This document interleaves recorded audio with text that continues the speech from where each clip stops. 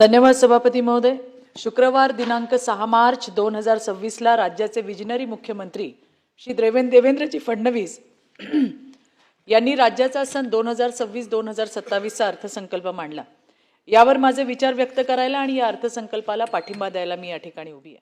सभापती महोदय, मी एक महिला कार्यकर्ती आहे आणि त्यामुळे या अर्थसंकल्पाकडे मी एक महिला म्हणून त्या ठिकाणी पाहिलंय।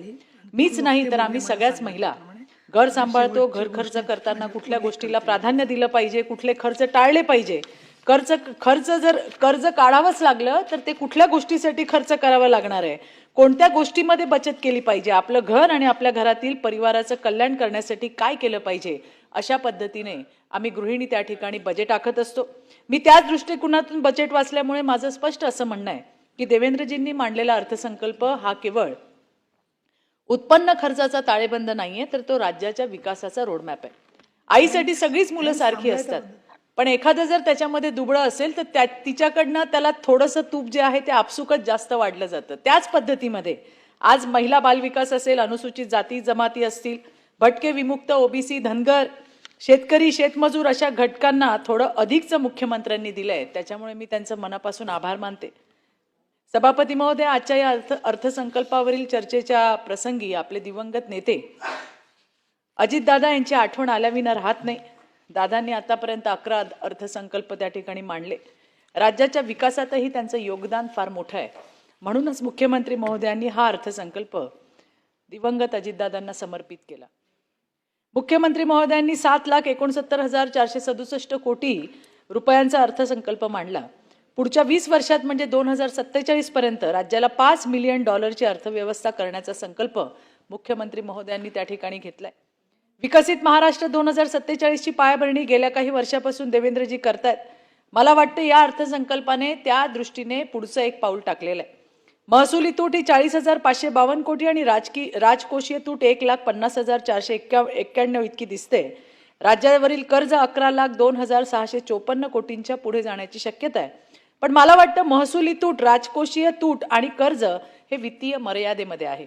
राज्याच्या अर्थव्यवस्थेचा आकारमान एवढा आहे की आपण कर्ज फेडायला सुद्धा सक्षम त्या ठिकाणी आहोत। सरकार अनेक महत्त्वाकांक्षी पायाभूत सुविधा प्रकल्प राज्यात पूर्ण करते। शेतकरी कर्जमाफी असेल, लाडकी बहीण योजना असेल, यासारख्या अनेक कल्याणकारी योजना आपण राज्यामध्ये राबवतोय। सभापती महोदय, या भांडवली खर्चातून जी मत्ता निर्माण होते त्यामधून सुद्धा मोठ्या प्रमाणामध्ये रेव्हेन्यू जो आहे तो जनरेट होणार आहे। यामुळे याचा उगाच बागुलबा उभा करायची आवश्यकता नाही सचिन भाऊ, असं मला या ठिकाणी प्रामाणिकपणे वाटतंय। महिला आणि बालविकास विभाग, मी अर्थसंकल्पातील सर्वच विषयांना हात घालणार नाही, पण महिला शिक्षण आणि आरोग्य या विषयावरती बोलण्याचा प्रयत्न करणार आहे सभापती महोदय। या अर्थसंकल्पात माननीय श्री देवेंद्रजींनी महिला आणि बालकांच्या सक्षमीकरणाला केंद्रस्थानी ठेवलंय, याचं मी मनापासून स्वागत करते। महिला आणि बालविकास विभागासाठी या अर्थसंकल्पात सुमारे 24,231.28 कोटी आणि याच्यापेक्षा थोडी अधिकची तरतूद ही मुख्यमंत्र्यांनी त्या ठिकाणी केली आहे। एखाद्या समाजाची खरी प्रगती तेव्हाच होते जेव्हा समाजातील महिला सुरक्षित, स्वावलंबी आणि सशक्त बनतील आणि बालकं आपली जी आहेत ती निरोगी आणि सक्षम असतील। या अर्थसंकल्पातून सरकारने याच दिशेने ठोस पावले त्या ठिकाणी उचलली आणि म्हणूनच मी महिला बालकल्याणाला प्राधान्य देणाऱ्या प्रगतिशील अर्थसंकल्पाचे मनापासून स्वागत करते आणि सरकारचे अभिनंदन सुद्धा करते। विरोधी पक्ष सातत्याने मुख्यमंत्री माझी लाडकी बहीण योजनेबाबत जनतेची दिशाभूल करतात। ही योजना बंद केली जाईल, या योजनेतून अनेक महिलांना वगळलं जाणार आहे, या योजनेसाठी सरकारकडे पैसा नाही आहे। सभापती महोदय, खरं सांगायचं तर मुख्यमंत्री लाडकी बहीण योजना ही आज राज्यातील लाखो महिलांसाठी आधारवड ठरलेली अशी ही योजना आहे। या योजनेच्या माध्यमातून महिला स्वयंपूर्ण होत आहेत। देवाभाऊंनी ठामपणे सांगितले की ही योजना बंद होणार नाही। सभापती महोदय, आता तरी विरोधकांनी अपप्रचार करायचं थांबवायला पाहिजे आणि महिलांच्या हाताला आर्थिक बळ देणाऱ्या, त्यांच्या स्वाभिमानाला नवी ताकद देणाऱ्या योजनेत अधिकाधिक महिलांना जोडण्यासाठी प्रयत्न सुद्धा करायला पाहिजे। कुपोषण मुक्त महाराष्ट्र करायचं महायुती सरकारने ठरवलेलं आहे। त्यासाठी पोषण आहार असेल, गर्भवती माता, बालकांच्या आरोग्य तपासणीसाठी विविध योजना या प्रभावीपणे राबवल्या जात आहेत। या अर्थसंकल्पातून कुपोषण विरुद्धच्या लढ्याला अधिकचं बळ मिळणार आहे। 2-3 दिवसापूर्वीच मी अंगणवाडीच्या संदर्भामध्ये लक्षवेधी या ठिकाणी मांडली होती सभापती महोदय। त्यावेळी मी हेच सांगायचा प्रयत्न केला की कुपोषण मुक्तीसाठी अंगणवाडी केंद्राची भूमिका अत्यंत महत्त्वाची ठरणार आहे. गावागावातील अंगणवाडी सेविका आणि मदतनीस या बालकांच्या पोषण आणि शिक्षणाची पायाभरणी त्या ठिकाणी करत असतात. मी स्वतः अंगणवाड्यांची पाहणी केली. अनेक अंगणवाड्यांना इमारती नाही. अंगणवाड्यांमध्ये दिल्या जाणाऱ्या पोषण आहारामध्ये काही समस्या आहेत. अंगणवाड्या सेविका आणि मदतनीस यांचे काही प्रश्न आहेत. विकसित 2047चं स्वप्न आपण ज्यावेळी बघतो त्यावेळी आपली पुढील पिढी शारीरिक आणि मानसिक दृष्ट्या सक्षम असली पाहिजे. या पिढीला सक्षम करण्याची अंगणवाड्यांची भूमिका जी आहे ती अत्यंत महत्त्वाची ठरणार आहे. आणि म्हणून अंगणवाड्यांसाठी निर्माण करायच्या पायाभूत सुविधा असतील, पोषण आहारावरचा खर्च असेल किंवा सेविका आणि मदतनीस यांना समाधानकारक मानधन देण्याचा प्रश्न असेल, हा खर्च न मानता ती विकसित 2047च्या साठीची गुंतवणूक म्हणून त्याकडे पाहिलं पाहिजे असं मला प्रामाणिकपणे वाटते. महिला आणि बाल विकास विभागासाठी मुख्यमंत्री महोदयांनी जवळजवळ 25,000 कोटींची तरतूद केली आहे. या तरतुदीचं स्वागत आहे. पण अंगणवाडी केंद्राच्या पायाभूत सुविधा, विकास, इमारतींचे उन्नतीकरण किंवा सेवांचा विस्तार याकडे विभागाने लक्ष द्यायला हवंय. देशात महाराष्ट्रातील अंगणवाड्या आदर्श अंगणवाड्या ठरतील यासाठी प्रयत्न करावा अशीही माझी या ठिकाणी सरकारला सूचना असणार आहे. सभापती महोदय, महाराष्ट्रातील ग्रामीण भागात महाराष्ट्र ग्रामीण जीवनोन्नती अभियान या योजनेच्या माध्यमातून एक मोठं काम त्या ठिकाणी उभं राहते. ग्रामीण भागातील महिलांमध्ये काम करण्याची जिद्द असते, पण त्यांना प्लॅटफॉर्म नव्हता, आर्थिक ताकद नव्हती, मार्गदर्शन नव्हतं. उमेद उपक्रमामुळे मात्र ग्रामीण भागातील गरीब महिलांमध्ये खऱ्या अर्थाने नवी उमेद निर्माण झाली असं म्हटलं तर ते चुकीचं ठरणार नाही. राज्यातल्या 34 जिल्ह्यातल्या 351 गावांमध्ये उमेदचे कार्यक्रम उपक्रम आपण राबवतोय. अर्थसंकल्पातच सांगितले की आतापर्यंतच्या अभियानातून जवळपास 37 लाख या लखपती दिदी बनवलेल्या आहेत.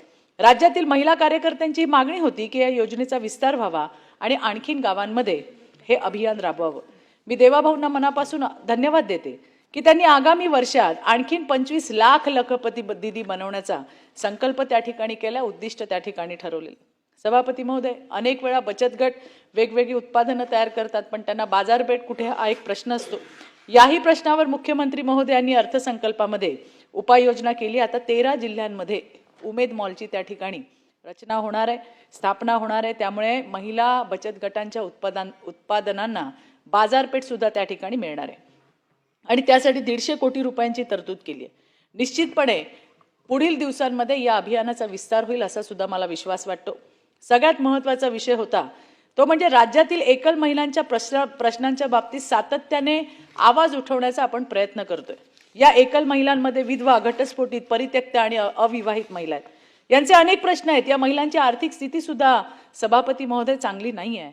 त्यांच्या सामाजिक सुरक्षिततेचे प्रश्न आहेत, वारसा हक्काचे वाद आहेत, त्यांच्या घरांचा प्रश्न आहे आणि सर्वात मोठं म्हणजे या एकल मातांच्या मुलांचा संगोपनाचा प्रश्न आहे. या महिलांना समाजात वावरताना भेदभाव सहन करावा लागतो. या महिलांना रेशन कार्ड मिळवणं, राहण्यासाठी घर मिळवणं, मुलांचे दाखले काढणं, वारसा नोंद करणं यासाठी मोठा मनस्ताप सुद्धा सहन करावा लागतो. म्हणूनच या क्षेत्रात काम करणाऱ्या NGO, संस्था, कार्यकर्त्यांकडून एक मागणी सातत्याने केली जात होती की एकल महिलांसाठी सर्वसमावेशक असं धोरण असायला हवं. मी आज माननीय मुख्यमंत्री देवेंद्रजी फडणवीस यांना या लाखो एकल महिलांच्या वतीने धन्यवाद म्हणते की देवाभाऊ, तुम्ही या एकल महिलांसाठी धावून आलात. राज्यातील एकल महिलांसाठी स्वतंत्र धोरण तयार करण्याची महत्त्वपूर्ण घोषणा सुद्धा अर्थसंकल्पात त्या ठिकाणी केलेली आहे. हे धोरण तयार करताना एकल महिलांचा आत्मसन्मान राखला जाईल, त्या आत्मनिर्भर बनतील, यासाठीच्या सर्व उपाययोजना केल्या जाव्यात अशी सुद्धा मी या ठिकाणी विनंती करते.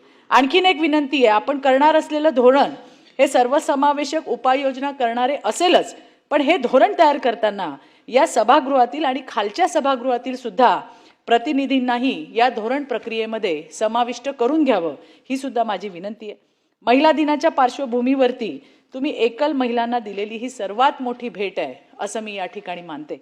पुन्हा एकदा लाखो एकल महिलांच्या वतीने मी देवाभाऊंना आणि महायुती सरकारला त्या ठिकाणी धन्यवाद म्हणते. मुख्यमंत्री देवेंद्र फडणवीसजी यांनी मांडलेल्या अर्थसंकल्पात शालेय शिक्षण विभागासाठी 3077 कोटींची भरीव तरतूद करण्यात आली आहे. उच्च आणि तंत्रशिक्षण विभागासाठी या अर्थसंकल्पात 686 कोटी रुपयांचा नियतव्यय प्रस्तावित केलेला आहे. राज्यातील विद्यार्थ्यांमध्ये विज्ञानाची आवड निर्माण झाली पाहिजे यासाठी शाळा स्तरावर प्रयत्न होत असतात. काही खाजगी वैज्ञानिक संस्था, लेखक यांच्या मार्फत सुद्धा त्या ठिकाणी उपक्रम राबवले जात असतात. अशा सर्व प्रयत्नांना पूरक अशा प्रकारची एक घोषणा अर्थसंकल्पात झाली आहे. मुख्यमंत्री विज्ञानवारी उपक्रमातून राज्यातील कितीतरी विद्यार्थ्यांना इस्रो आणि नासा या संस्थांना भेट देण्याची संधी मिळणार आहे. कोणत्या वयोगटातील विद्यार्थी यासाठी पात्र ठरतील, पात्रतेसाठी निकष काय असणार आहे याचा तपशील अजून बाहेर आलेला नाही, पण तो यथावकाश हा त्या ठिकाणी येणार आहे. पण विद्यार्थ्यांमध्ये वैज्ञानिक दृष्टिकोन विकसित होण्यासाठी हा उपक्रम उपयोगी ठरणार आहे. मी या उपक्रमाचं सुद्धा स्वागत करते. सभापती महोदय, आज आपण पाहतो राज्यातील विद्यार्थी उच्च शिक्षणासाठी परदेशात जातात. त्यासाठी पालकांना खूप मोठा खर्च करावा लागतो. अनेक वेळा तर पालक त्याच्यासाठी कर्ज सुद्धा काढतात. त्यामुळे नवी मुंबईत एज्युसिटी साकारण्याची सरकारची घोषणा पालक आणि विद्यार्थी या दोघांनाही दिलासा देणारी आहे. आता राज्यातील विद्यार्थ्यांना आंतरराष्ट्रीय दर्जाचं उच्च शिक्षण घेण्यासाठी परदेशात जाण्याची आवश्यकता नाही. या एज्युसिटीतच 10 देशांचे विद्यापीठ या वर्षीपासून सुरू होणार आहे. दिव्यांगांसाठी कौशल्य विकास आणि उद्योजकता केंद्रांची स्थापना, याच्यासाठी संकेतस्थळ, अशा प्रकारचे निर्णय हे सरकारने घेतले. या निर्णयाचं स्वागत करत असतानाच मला एक मागणी सरकारकडे करायची आहे. मेट्रोमध्ये दिव्यांगांच्या तिकिटात काही सूट दिलेली आहे, पण सभापती महोदय ती पुरेशी नाही. प्रवास करणं हेच त्यांच्या समोरचं मोठं आव्हान आहे. चांगल्या रोजगाराच्या अभावामुळे आर्थिक उत्पन्न कमी असतं. त्यामुळे खरं तर दिव्यांगांना मेट्रो प्रवास हा मोफत असण्याची आवश्यकता आहे. माझी सरकारकडे मागणी आहे की दिव्यांगांना मेट्रो प्रवास मोफत करण्याचा निर्णय त्यांनी त्या ठिकाणी घेतला पाहिजे. सभापती महोदय, राज्याला पुढे घेऊन जाणारा, सर्व समाज घटकांना न्याय देणारा आणि विकसित महाराष्ट्र 2047 ची पायाभरणी करणारा हा अर्थसंकल्प आहे. मी या अर्थसंकल्पाचं स्वागत करते, अर्थसंकल्पाला पाठिंबा देते. माननीय मुख्यमंत्री देवेंद्रजी फडणवीस यांचं आणि त्यांच्या टीमचं मनापासून अभिनंदन करते आणि थांबते. धन्यवाद.